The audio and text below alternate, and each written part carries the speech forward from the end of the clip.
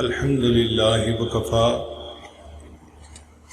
وسلام علی عبادہ الذین اصطفیٰ اما بعد اعوذ باللہ من الشیطان الرجیم بسم اللہ الرحمن الرحیم والذین آمنوا اشد حبا للہ سبحان ربک رب العزت عما یصفون وسلام علی المرسلین والحمد للہ رب العالمین اللہم صلی علی سیدنا محمد وعلی آل سیدنا محمد وبارک وسلم۔ انسان مختلف اعضاء سے مل کر بنا ہے، ہر عضو کا اپنا کام ہے۔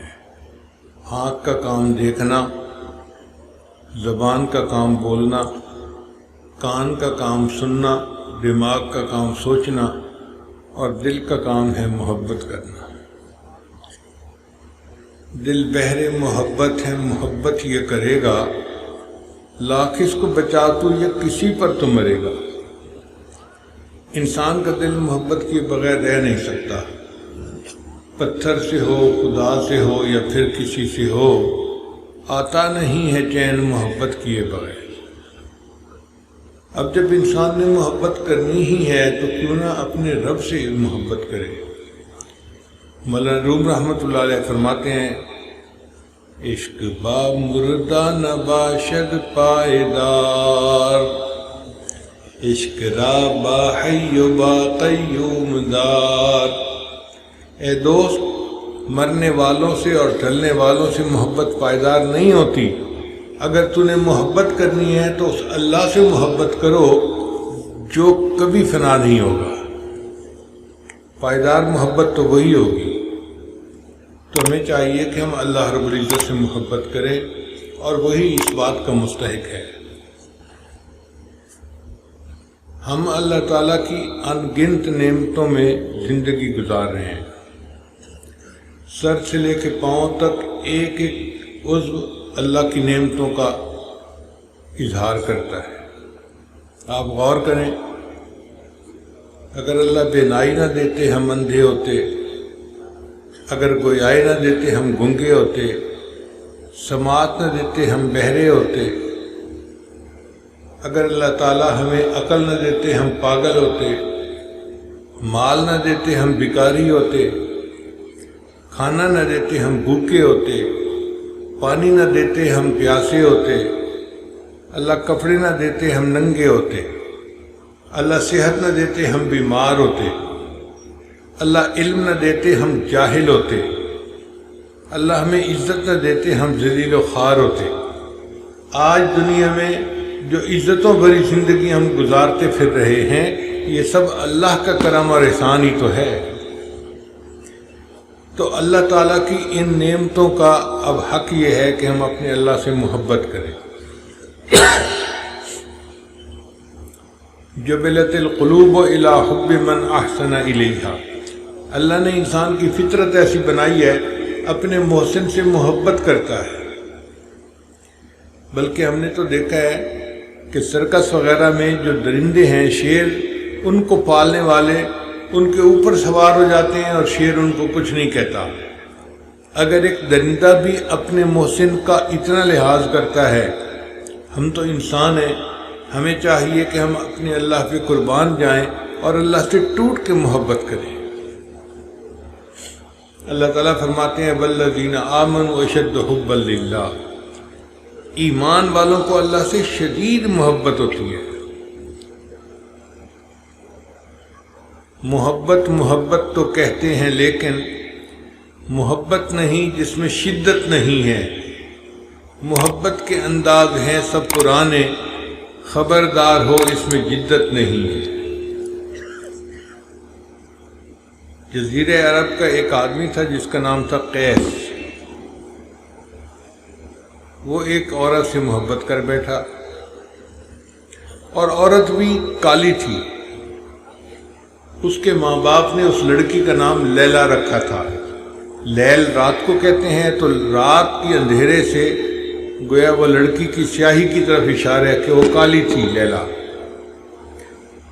مگر یہ اپنا دل دے بیٹھا اور بہت اس سے گہری محبت میں پڑ گیا۔ لوگوں میں چرچے اس کے ہو گئے۔ وقت کے حاکم نے سنا کہ ایک نوجوان ہے جو ایک لڑکی کی محبت میں گرفتار ہے، تو اس نے کہا میں دیکھوں تو صحیح وہ کون سی حسینہ ہے کہ یہ نوجوان جس کو دل دے بیٹھا۔ اس نے لیلا کو بلوایا، جب دیکھا تو رات کی طرح کالی، تو اس بادشاہ نے کہا از دیگر خوباں تو افزوں نیستی، کہ عورت تو دوسری لڑکیوں سے کوئی بہت زیادہ حسین تو نہیں ہے۔ گفت خاموش چوں تو مجنون نیستی، کہنے لگی بادشاہ خاموش رہ اس لیے کہ تو مجنون نہیں، اگر مجنون کی آنکھ سے مجھے دیکھتا تو دنیا میں سب سے خوبصورت میں نظر آتی۔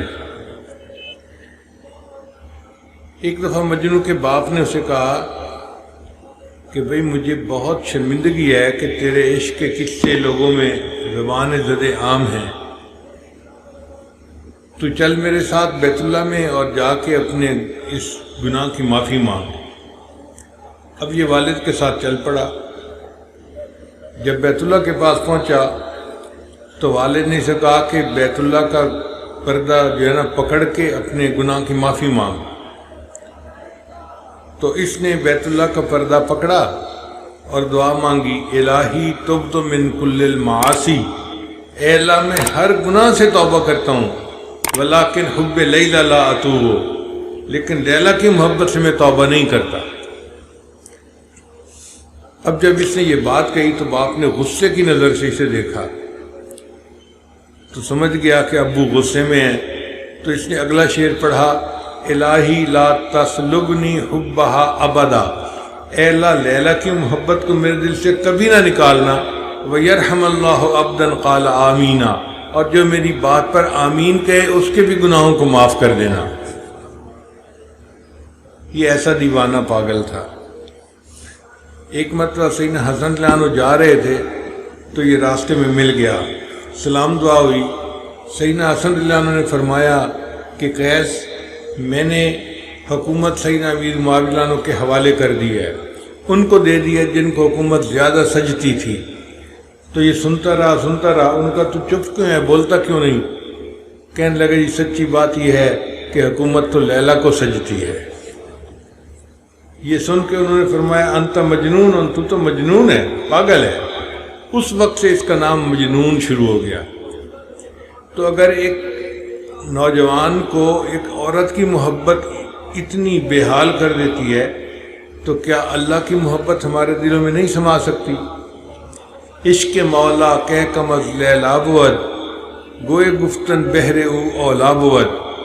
اے میرے دوست، کیا مولا کا عشق لیلا کے عشق سے بھی کیا گزرا ہے کہ تم اپنے اللہ سے عشق نہیں کرتے؟ اور وہ جو بندہ تھا وہ ایک عورت سے اتنا محبت کرتا تھا۔ تو ہمیں چاہیے کہ ہم اللہ تعالیٰ کی محبت کو اپنے دل میں بڑھائیں۔ اب یہاں سوال پیدا ہوتا ہے کہ اللہ کی محبت دل میں کیسے بڑھے گی؟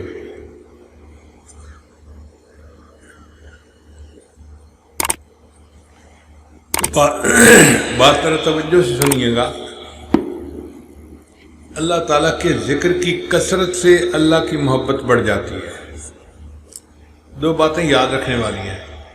ایک تو ذکر سے فکر کی گندگی ختم ہوتی ہے، ذکر سے فکر کی گندگی ختم ہوتی ہے۔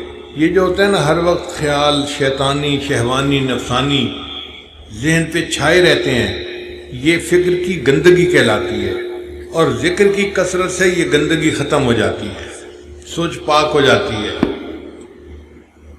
تو ایک تو ذکر سے فکر کی گندگی ختم ہوتی ہے، اور دوسری بات کہ ذکر سے ذات کی محبت پیدا ہوتی ہے۔ جو بندہ کثرت کے ساتھ اللہ کا ذکر کرتا ہے اس کا دل اللہ کی محبت سے لبریز ہو جاتا ہے، اور ایسا بندہ اللہ کو بڑا محبوب اور بڑا پیارا ہو جاتا ہے جس کے دل میں اللہ کی محبت بڑی ہوئی۔ پہلے ذکر کے ذریعے سے دل کو ماں سوا سے خالی کرنا پڑتا ہے۔ دنیا کی مخلوق کی محبتیں دل سے نکل جائیں پھر اللہ کی محبت دل میں آتی ہے۔ چنانچہ قرآن مجید کی ایک آیت ہے کہ جب سلیمان علیہ السلام نے ملکہ بلقیس کو خط لکھا تو ملکہ بلقیس نے اپنے اسمبلی ممبروں سے مشورے کیے کہ مجھے کیا کرنا چاہیے، تو انہوں نے کہا کہ آپ قدم بڑھائیں، ہم تمہارے ساتھ ہیں۔ یہ پرانا نعرہ ہے، مگر وہ سمجھدار خاتون تھی، اس نے کہا نہیں، ان الملوک اذا دخلوا قریۃ افسدوها، جب بادشاہ کسی بستی پہ داخل ہوتے ہیں تو وہاں فساد مچا دیتے ہیں، وجعلوا اعزۃ اہلها اذلہ، اور جو وہاں معزز ہوتے ہیں ان کو وہ ذلیل کر کے نکال دیتے ہیں۔ تو یہ تو آیت کے ظاہری معنی ہوئے۔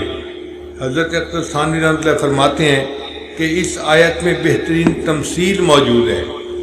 اگر ہم قریہ سے مراد دل کی بستی لے لیں اور ملوک سے مراد مالک ملک اللہ کا نام لے لیں تو پھر ترجمہ یہ بنے گا ان الملوک اذا دخلوا قریۃ، جب اللہ کا نام دل کی بستی میں داخل ہوتا ہے، افسدوها، انقلاب برپا کر دیتا ہے، وجعلوا اعزۃ اہلها اذلہ، اور دنیا جو وہاں معزز ہوتی ہے اس کو ذلیل کر کے دل سے نکال دیتا ہے۔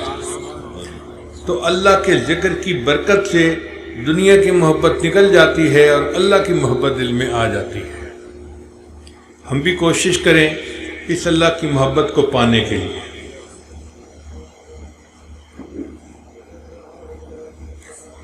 اور اس کی بنیادی شرط یہ ہے کہ دل سے دنیا کی تمام تمناؤں کو ختم کر دیں۔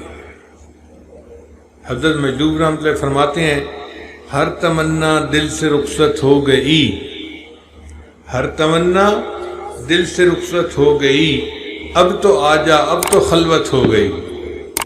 جب انسان اپنے دل کو ماں سوا سے خالی کر لیتا ہے تو اللہ کی محبت دل میں سما جاتی ہے، اللہ کی محبت دل میں آ جاتی ہے، اللہ کی محبت دل میں چھا جاتی ہے۔ دل ایک ہے اور ایک ہی کے لیے ہے۔ اللہ فرماتے ہیں کہ ہم نے کسی بندے کے سینے میں دو دل نہیں بنائے، تو دل ایک ہے اور ایک اللہ ہی کے لیے ہے۔ ہم اللہ کی محبت سے دل کو لبریز کر لیں تو پھر اللہ کے ہاں ہمارا مرتبہ بڑھ جائے گا۔ انسان کا دل اللہ کی محبت سے جتنا بھرا ہوا ہوگا اتنا اللہ کے ہاں اس کی قیمت ہوگی۔ امام شافعی رحمۃ اللہ فرماتے تھے علیہ ثیاب لا یباع جمیعھا، میرے اوپر ایسے کپڑے ہیں اگر ان کپڑوں کو بیچو تو ایک درہم کے بدلے ان کو کوئی نہیں خریدے گا، لیکن ان کپڑوں کے اندر ایک جان ہے، تم ساری دنیا کے خزانے اکٹھے کر لو اس جان کی قیمت ادا نہیں کر سکتے۔ حضرت شاہ ولی اللہ محمد دہلوی رحمۃ اللہ نے ایک مرتبہ دہلی کی جامع مسجد میں جمعے کا خطبہ دیا تو انہوں نے فرمایا کہ مغل بادشاہو، تمہارے خزانے ہیرے جواہرات سے بھرے پڑے ہیں، سونے چاندی سے بھرے پڑے ہیں، ولی اللہ کے سینے میں ایک دل ہے، تم اپنے سارے خزانے اکٹھے کر لو، تم ولی اللہ کے دل کی قیمت ادا نہیں کر سکتے۔ یہ دل اللہ کے یہاں پھر ایسا قیمتی بن جاتا ہے، اس لیے اللہ تعالیٰ اس دل کے خریدار ہیں۔ اللہ تعالیٰ دلوں کے بیوپاری ہیں، بندے سے دل خریدتے ہیں۔ اللہ تعالیٰ نے قرآن مجید میں فرمایا ان اللہ اشتری من المؤمنین انفسهم واموالهم بان لهم الجنہ، اللہ نے ایمان والوں سے جنت کے بدلے میں ان کے جان اور مال کو خرید لیا ہے۔ اب طلباء کے لیے یہاں پر چند باتیں سمجھنے کی ہیں۔ اللہ نے یہ نہیں فرمایا کہ میں نے جنت کو بیچ دیا ہے، اس لیے کہ بندہ چیز کو بیچتا ہے دو وجوہات سے، یا تو مجبور ہوتا ہے، وہ جی پیمنٹ کرنی ہے، قرضے والا مانگ رہا ہے، مکان بیچ دیتے ہیں، گاڑی بیچ دیتے ہیں، تو انسان ضرورت مند ہوتا ہے تو اپنی چیز کو بیچتا ہے۔ اور دوسری بات یہ کہ کبھی زیادہ فائدے کی توقع ہوتی ہے تب چیز کو بیچتا ہے۔ پلاٹ خریدا تھا 4 لاکھ کا، اب قیمت لگ گئی 40 لاکھ، اور جی اس کو بیچ دیتے ہیں۔ اللہ کے لیے دونوں چیزیں ممکن نہیں، نہ اللہ حاجت مند ہے کہ اپنی جنت کو بیچے، نہ کوئی اتنی قیمت دے سکتا ہے کہ اللہ کو زیادہ فائدے کی توقع ہو، تو اللہ نے پھر بیچنے کا لفظ استعمال ہی نہیں کیا۔ اللہ نے فرمایا کہ میں نے جنت کے بدلے میں مومن سے جان اور مال کو خرید لیا ہے۔ اب پہلی بات تو سمجھ آ گئی، مگر ایک اور اشکال ذہن میں آیا کہ جب اللہ نے جان اور مال کو خریدا تو اللہ نے دل کا تو تذکرہ ہی کہیں نہیں کیا کہ میں نے دل خریدا۔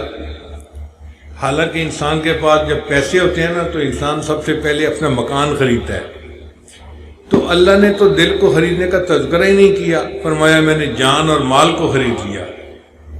تو مفسرین نے اس کا بھی جواب دیا کہ دل کو اللہ نے اپنے لیے وقف کر دیا کہ یہ دل تو میرے لیے وقف ہے، اور جو وقف کی جائیداد ہوتی ہے نا اس کو بیچا نہیں جا سکتا۔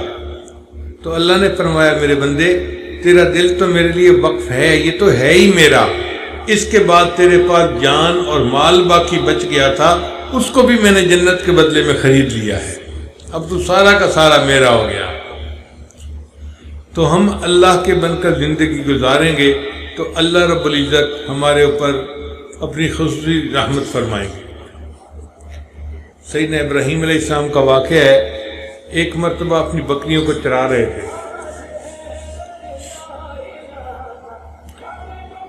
ایک آدمی قریب سے گزرا اور اس نے اللہ تعالیٰ کی حمد بڑے پیارے الفاظ میں کی، سبحان ذی الملک والملکوت، سبحان ذی العزت والعظمت والہیبت والقدرت والکبریاء والجبروت۔ جب اس نے اللہ کی حمد اتنے پیارے الفاظ سے کہی تو ابراہیم علیہ السلام کا دل پھڑک اٹھا، اے بھائی ذرا اللہ کی تعریف ایک مرتبہ پھر کر دو۔ اس نے کہا میں پھر تعریف کروں تو مجھے اس کے بدلے کیا دیں گے؟ تو میں بھائی آدھی بکریاں آپ کو دے دوں گا۔ اس نے پھر پڑھا سبحان ذی الملک والملکوت، سبحان ذی العزت والعظمت والہیبت والقدرت والکبریاء والجبروت۔ اب جب دوبارہ اللہ کی تعریف سنی نا تو دل گدگدا گیا، اللہ ہوتی رہے ثنا تیرے حسن و جمال کی، یہ تیرے حسن و جمال کی تعریف کرتا رہے اور تیرا خلیل اس تعریف کو سنتا رہے۔ اے بھائی ایک مرتبہ پھر یہ الفاظ کہہ دو۔ اس نے کہا اب اس کے بدلے میں کیا دیں گے؟ فرمایا باقی آدھی جو بکریاں ہیں وہ بھی دے دوں گا۔ اس نے پھر پڑھ دیا تو پھر آپ نے فرمایا کہ ایک مرتبہ اور سنا دو۔ اس نے کہا بکریاں تو اب ساری میری ہو گئیں، اب آپ کے پاس پیچھے کیا بچا جو آپ مجھے دیں گے؟ ابراہیم علیہ السلام نے فرمایا کہ تجھے ان بکریوں کو چرانے والے کی ضرورت ہوگی، میں ساری عمر تمہاری بکریاں چرایا کروں گا، تم مجھے اللہ کی تعریف سنا دو ان الفاظ میں۔ جب آپ نے یہ فرمایا تو اس بندے نے کہا کہ ابراہیم علیہ السلام مبارک ہو، میں تو اللہ کا فرشتہ ہوں، اللہ نے مجھے فرمایا تھا جاؤ میرے خلیل کے سامنے میرا تذکرہ کرو اور پھر دیکھو وہ میرے نام کے کیا دام لگاتا ہے۔